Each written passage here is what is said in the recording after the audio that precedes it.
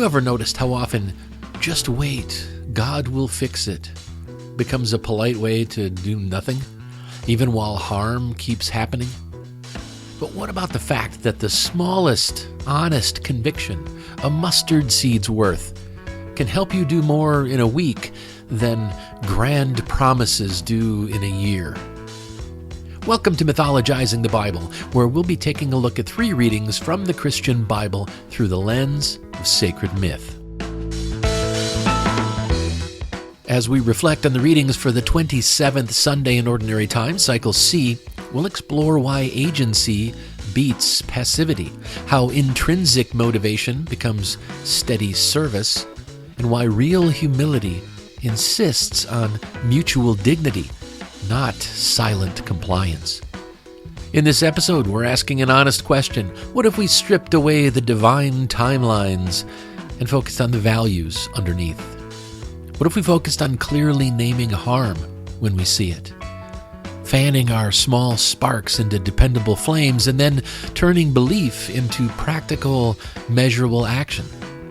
Because if faith or ethics is going to do any good, it should look like neighbors protected and doors widened.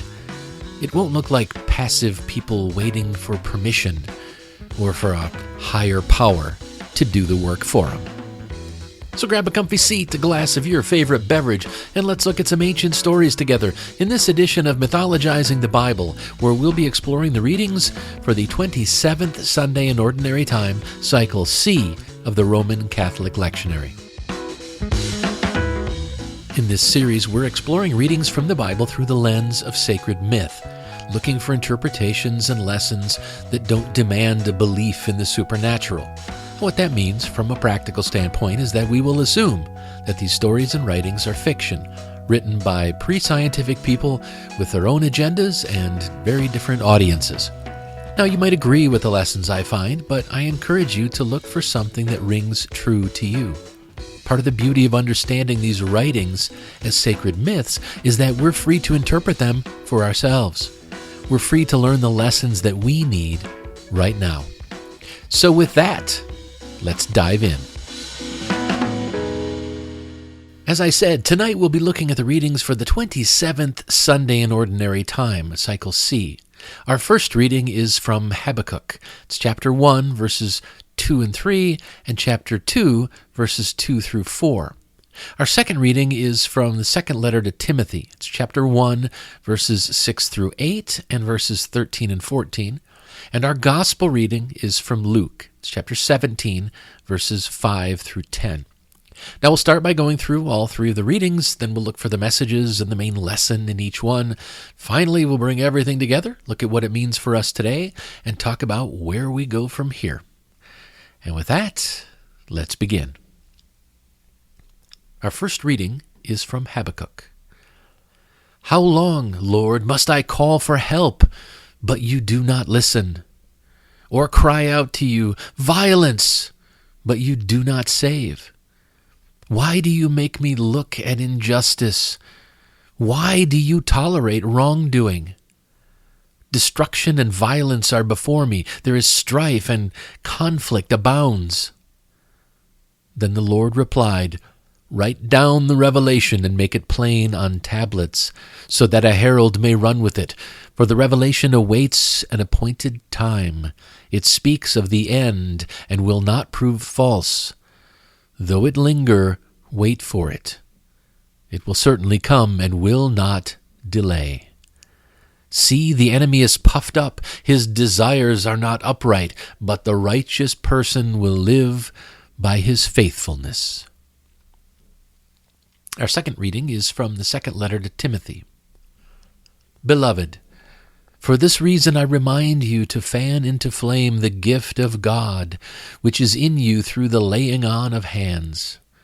For the Spirit God gave us does not make us timid, but gives us power, love, and self-discipline. So do not be ashamed of the testimony about our Lord or of me, his prisoner. Rather, join with me in suffering for the gospel before the power of God. What you heard from me, keep as the pattern of sound teaching, with faith and love in Christ Jesus. Guard the good deposit that was entrusted to you. Guard it with the help of the Holy Spirit who lives in us. And our gospel reading is from Luke. The apostles said to the Lord, "Increase our faith." He replied, "If you have faith as small as a mustard seed, you can say to this mulberry tree, 'Be uprooted and planted in the sea,' and it will obey you. Suppose one of you has a servant plowing or looking after the sheep. Will he say to the servant when he comes in from the field, 'Come along now and sit down to eat'? Won't he rather say, 'Prepare my supper, get yourself ready, and wait on me while I eat and drink. After that, you may eat and drink'? Will he thank the servant because he did what he was told to do? So you also, when you have done everything you were told to do, should say, 'We are unworthy servants. We have only done our duty.'"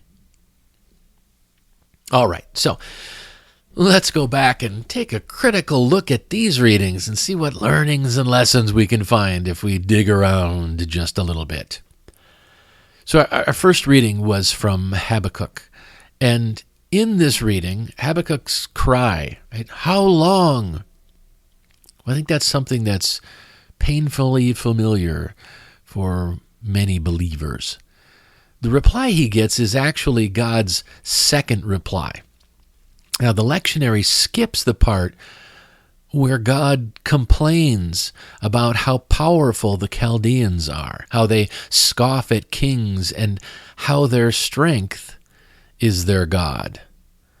Habakkuk then sort of shames God. God, he asks him, Are you not from of old, O Lord, my holy God, immortal? It's like Habakkuk gives God a pep talk. And then he gets God's second reply, which is what the lectionary includes. The lectionary cuts out all of the part about God complaining and Habakkuk sort of giving him that talk. Of course, all God says in the lectionary version is basically, "There's a vision. Wait for the appointed time." Well, all right, that's some nice, tidy theology, I suppose. Just wait for the appointed time. But as a civic strategy, it just becomes a permission slip for passivity. Just keep praying, keep waiting, don't rock the boat.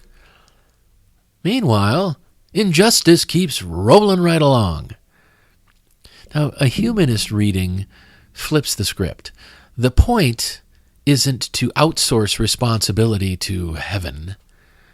The point is to face the world as it is and act where we can.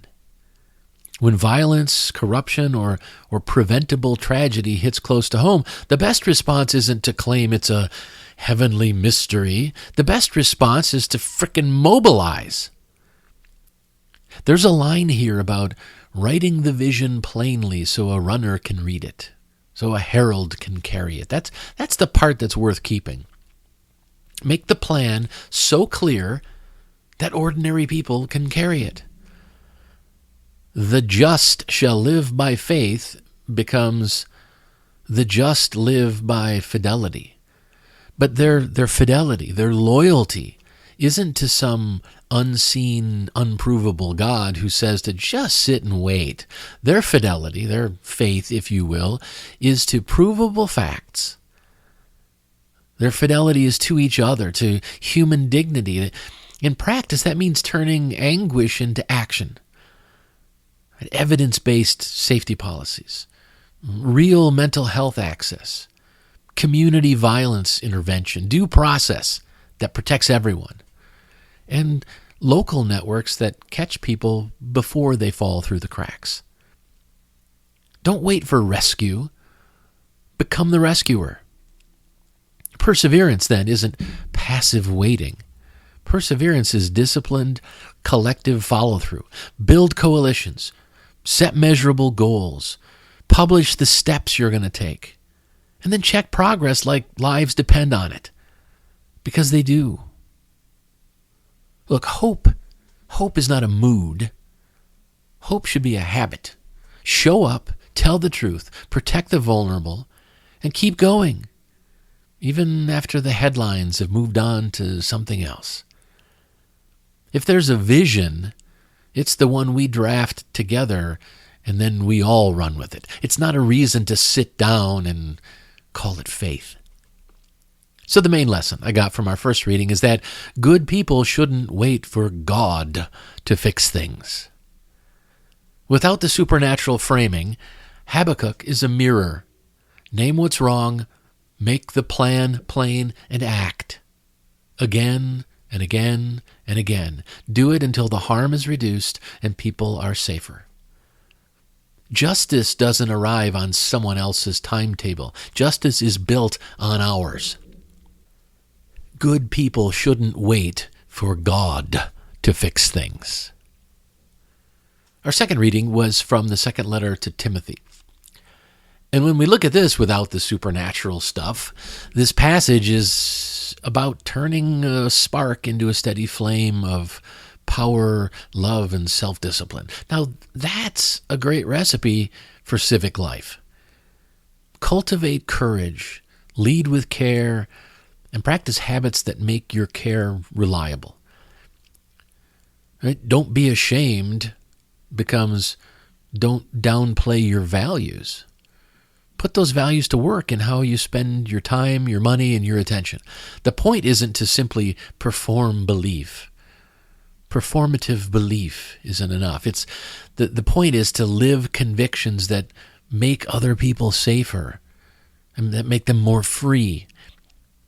Where so many movements go off the rails is when zeal becomes the need for dominance. That's when they confuse conviction with control. It's what Christian nationalists are doing today. You can't serve people by ruling over them.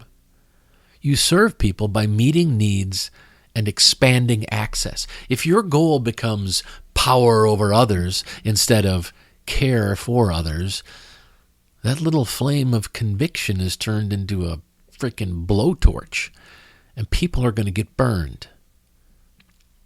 A humanist reading flips that allegiance around. Don't serve God as some slogan. Serve good values through your actions. Truth-telling, fairness, compassion, accountability. And let those values guide how you use your gifts. Intrinsic motivation is the sustainable fuel here. We don't need a mystical nudge to show up. We can choose to align our talents with other people's needs, especially with the needs of the people at the margins. So, in practice, what does that look like? Well, pair your skill with a gap. Right? Do some grant writing with an understaffed nonprofit. Provide some tech help with seniors. Or use language skills to support immigrant legal aid. Right? You look for the gaps and use your skills to fill those gaps. Then build routines that make showing up normal. And measure success by concrete outcomes. Right? The number of meals served, or forms filed, or hours mentored, or neighbors protected. Power, love, and self-discipline aren't moods. They're muscles we train. So the main lesson I got from our second reading is that we should be intrinsically motivated to help others. This reading can function as a secular call to action. Fan your spark of conviction into a dependable flame. Channel it through compassion and self-discipline and aim it where it widens the circle of care. Service, grounded in intrinsic motivation, lasts far longer and does far less harm than service that's chasing status or control. Choose your values, pair them with needs, and practice them daily. We should be intrinsically motivated to help others. Okay, our final reading was from the Gospel of Luke. And if we take the mustard seed line without the supernatural packaging, you get a solid human truth. Tiny, stubborn belief can fuel outsized outcomes. It's not magical wishing.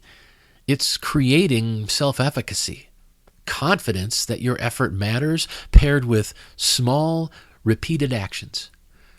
A seed doesn't move mountains in a flash, right? It grows roots, then shoots, and turns into shade. Right? Translate that to real life. Name the goal, take the next doable step, keep at it, and let your belief manifest through things like having trust in your values, your team, and the process you're building.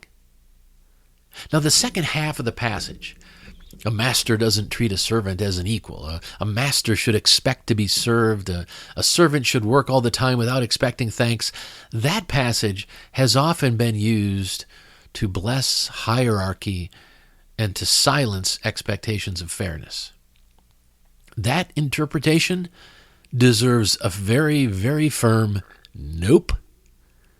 Humility isn't one-way obedience. Humility means that everyone needs to be open to new ideas. They need to be teachable and willing to grow. And everyone needs to truly care for others, especially for those with little or no power. A humanist lens insists on mutual dignity. People who serve should be safe, respected, paid, and appreciated. Leaders should model service. Leaders should not model entitlement, which is what Jesus allegedly said here, according to this reading. If Jesus said this, then he was flat out wrong. Communities flourish when gratitude and fairness run in both directions. So let's keep the good kernel, right? Tiny belief can start big changes. And let's plant that in real soil. Let's come up with a plan, take a specific action, and focus on serving others in the process. Right? Build skills, ask for help, and track progress in inches, not miles. And while we're at it, let's challenge systems that expect silent compliance. And let's normalize systems that offer thanks and fair pay. Belief here isn't pretending barriers don't exist. Belief is choosing to meet those barriers with strategy, allies, and persistence. That's how mustard seeds become roots that can hold up a hillside. Anyway, the main lesson I got from our gospel reading is that if you truly believe, then you can succeed. Read this way, the passage invites us to pair our inner conviction with an outward practice, while rejecting any morality that devalues the people doing the work. Believe in your capacity. Align that capacity with your values. Demand mutual dignity. And then just move one small step at a time. If you truly believe, then you can succeed. All right, let's review the lessons we've talked about so far. In our first reading from Habakkuk, the main lesson I came away with was, good people shouldn't wait for God to fix things. In our second reading from 2 Timothy, the main lesson I got was, we should be intrinsically motivated to help others. And finally, the main lesson I got from our gospel reading was, if you truly believe, then you can succeed. Look, if we want to make a difference in the world, we need to remember this. Real change starts where your own conviction lives. It starts inside. When you trust, even a mustard seed's worth, when you trust that your effort matters, you stop outsourcing hope to the invisible guy in the sky, and you start building it on the ground.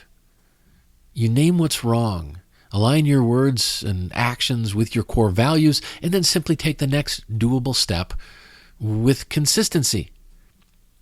That's intrinsic motivation in action.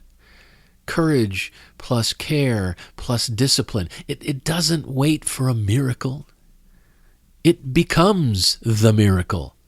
showing up for neighbors, widening the circle of dignity, and fixing what's fixable today while recruiting allies for the bigger tasks tomorrow. Believe in your capacity. Pair that capacity with a plan, and then measure progress in inches, not miles. And certainly not in headlines achieved.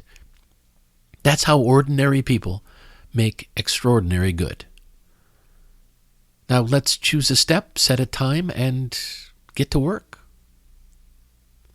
All right, let's step back, though, and take another look at these readings overall and see if we can figure out what these lessons really mean to us in our daily lives. To do this, I'll try to answer two questions. So what and now what? Okay, so what? Why should we care about any of this? Well, we should care about this because it shows us that we shouldn't look away. We should link up. When you see harm, the move isn't to shrug. It's to name it and team up with people who share your core values. Humanists and values-based Christians can stand on the same ground.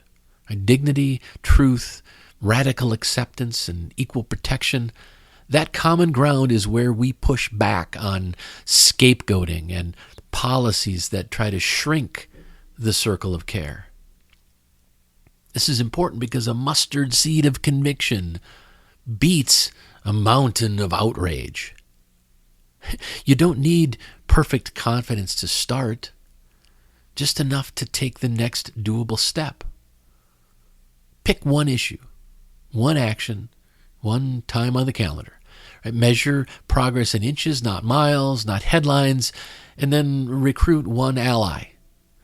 Right? Tiny and consistent is greater than big and sporadic. That's how belief becomes change. We should care about this because it's important to learn how to serve others and how to serve the common good without keeping score. Real service isn't transactional.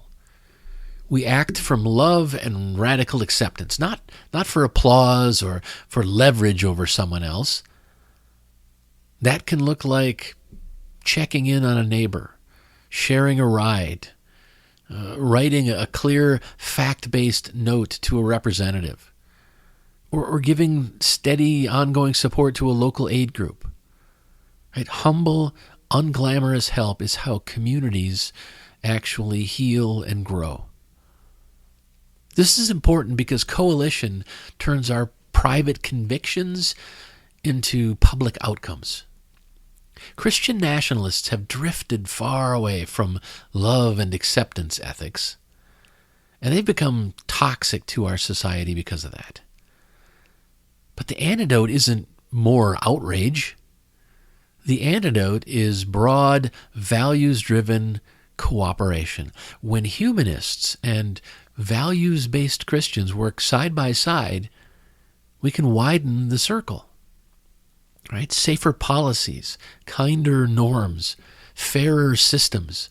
That's why this matters. A tiny dose of honest belief lived out together. I think that's the recipe for a better world for everyone. And the last question I try to answer is, now what? What are we supposed to do? Well, the first step is this. When you see harm, don't look away. Instead, focus on your core values and take the next doable step. Remember, a mustard seed of conviction is enough to drive real change. And from the safety of your own home, the smallest lever with the biggest payoff is your voice on the record. So with that in mind, here's your challenge for the week. Send one 150-word email to one elected official.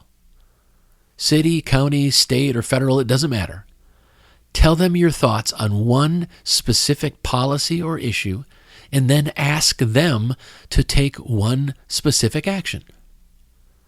Even if there are multiple actions you'd love for them to take, don't overcomplicate it. Pick one action and ask them to take it. Then sign with your full name and address. This single email turns your worry into agency. You're doing something. You're providing your opinion to an elected official. Doing this builds your confidence. And it creates a paper trail that staff actually track. Small effort, but real leverage. You'll be practicing naming a value, making a clear ask, and following through, which are all skills that lower stress and increase your sense of control. Now, I'll be honest, I haven't done this before, but I'm going to take this challenge myself. You see, for the past 16 years, I've worked for the federal government, and there are restrictions on what federal employees can and can't do when it comes to politics. Instead of figuring out where the boundaries really were, I just took the easy way out and didn't do anything except donate a little money and vote. But back in April, I was basically forced to take an early retirement. With all the cuts to the federal workforce and forcing everyone back into offices, the only reasonable choice for me was to agree to the deferred resignation program and get placed on administrative leave until I can retire in December. I was planning on working for at least another 4 years, but the Trump regime had other goals. So I'm going to start making my voice heard. I'm going to start emailing and calling my elected officials. I'm going to start pointing out what I do and don't like. I'm going to start focusing on my core values and letting these politicians know what I do and don't support when it comes to policy and legislation. I'm encouraging you to do the same. Keep it practical. I'd set a 15-minute timer, pick the issue and the action you want them to take, write plainly, send it, and log the date. Small, scheduled actions beat big intentions every time. Well, before I wrap things up, I'd like to leave you with one more thought. A former president of the League of Women Voters, Lottie E. Sharfman, who died back in 1970, is widely credited with saying, "Democracy is not a spectator sport." This quote is the perfect nudge for a kitchen table action. Participation isn't optional if we want a humane society. Participation is the job. Not a spectator sport means that your quiet 150-word email is not trivial. It's a measurable act of stewardship. Offices tally constituent messages. Staff brief leaders with those numbers, and a clear values-based ask becomes part of the public record. This matters because it converts conviction into motion. Instead of doom scrolling, you choose an issue, name a value, right? Dignity, fairness, radical acceptance, and you ask for one specific step. Fund this, protect that, vote no on this other thing. That tiny exercising of your civic muscles builds confidence and creates ripples. You practice clear thinking. You model civic care to friends and family, and you make it just a little bit harder for the people in power to ignore the people at the margins. Now, one email isn't the whole game, but it gets you off the sidelines and onto the field. It allows you to say, democracy is not a spectator sport. All right, we've come to the end of this episode. Thanks for joining me. I'll be back again next week. But in the meantime, I encourage you to engage with our challenge for the week. But also pay attention to the important lessons you come across, wherever you find them. You'll create a more purposeful and joyful life, and you'll start to feel more connected to the world and the people around you. I hope you enjoyed this episode of Mythologizing the Bible as we did a deeper dive into the readings for the 27th Sunday in Ordinary Time, Cycle C of the Roman Catholic Lectionary. Remember that intrinsic motivation doesn't wait for a miracle. It becomes the miracle. The Bible readings used for this episode are from the Holy Bible New International Version, NIV, copyright 1973, 1978, 1984, and 2011 by Biblica Inc., used by permission, all rights reserved, worldwide. Thank you again for listening. If you like this content, please consider telling a friend about it. The more people who hear the positive messages I'm sharing, the better. Mythologizing the Bible is a live-streamed series held most Thursdays at 8 p.m. Eastern Time on twitch.tv/thecodaproject. Every week, the audio of these Mythologizing the Bible presentations is released as a podcast. You can find both the podcast and the audio versions of the presentations at thecodaproject.com. CODA stands for Creating Our Divine Alignment. When we learn to align our words and actions with our core values, that alignment feels absolutely exquisite. It feels divine, but it's a divine alignment that doesn't require belief in the supernatural. It's a divine alignment we have the ability to create for ourselves. To learn more, to subscribe to my mailing list, and to keep up on everything I'm doing with the Coda Project, please visit thecodaproject.com.